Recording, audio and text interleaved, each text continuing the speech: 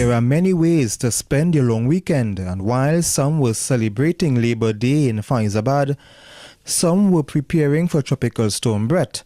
But a couple hundred young aspiring basketballers were taking part in two camps over the weekend.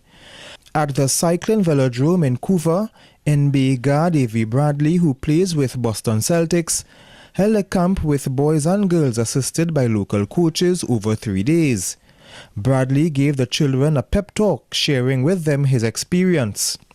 My rookie year actually felt like I shouldn't have been in the NBA. They saw me there. I broke my ankle in the draft and still got drafted. I was blessed enough to get drafted. And, there was times when I felt like, man, should I have stayed in college? I went to the D League. I played in the D League for 2 weeks, and it changed me. It humbled me in a way because it reminded me that I needed to work even harder to get to where I wanted to. From the Ministry of Sports side of things, Kyron Serrett hinted that Bradley will return. Last year he went to Grenada, and this year he decided that he wanted to come to Trinidad and Tobago. So they partnered with the Ministry of Sport and Sport Company in terms of making it a reality. And this is the inaugural camp here. We numbered just about 100 kids in total. I think by all accounts it was a success. It's something that, he's expressed something that we would like to discuss. That is a long-term thing, because even we had an opportunity to chat with coaches yesterday, and they mentioned that, listen, while this was great, they don't want a situation where it's one-off. So we're going to be entering some serious discussions with Avery to ensure that this is an annual thing and begins to grow.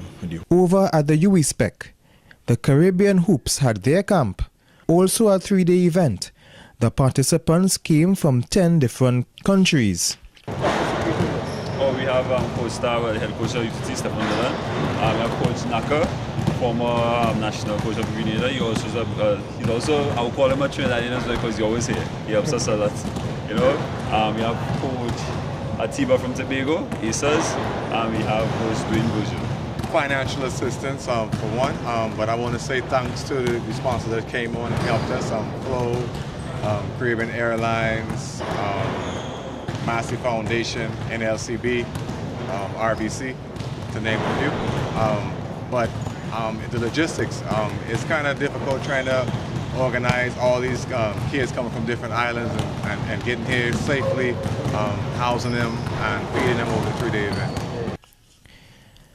Now, some have mixed feelings about foreign players being utilized or favored over local players who can provide quality coaching for youths. NBA player brings a dynamic to Trinidad, or to Caribbean that especially in the sense of they bring networking. While everybody comes here, he teaches what he's teaching, we already know, but that's not the issue. The issue is him bringing networking, having a good time. So in the future, he can probably bring another NBA player, a mega superstar. What I heard is him and Kevin Durant are good friends, so hopefully if we give him a good impression, a good show, and he can probably bring Kevin Durant in the future. I plug in that in, so so it happens in the future. But yeah, it's basically it's more for relationship building. The North Zone is well on its way, but as can be seen, there are no Police and Shakatak teams. Police are the reigning North Zone and national champions, and Shakatak, North Zone and national runners-up. Shakatak had also beaten Police in the Mayaro finals in 2015. The players decided that we would not be playing in no tournament unless we get paid. All right, they have been owing us for a couple of competitions that we played in. We personally believe without players, there's no basketball. And right now, DJs are getting paid, referees and officials are getting paid. But when the tournament is all well and done and over, players are not getting their prize money. So we decided to be out of the tournament until that is rectified. But how will it affect the league, seeing that there are no champions or runners-up? We are waiting because the guys don't really want to play basketball.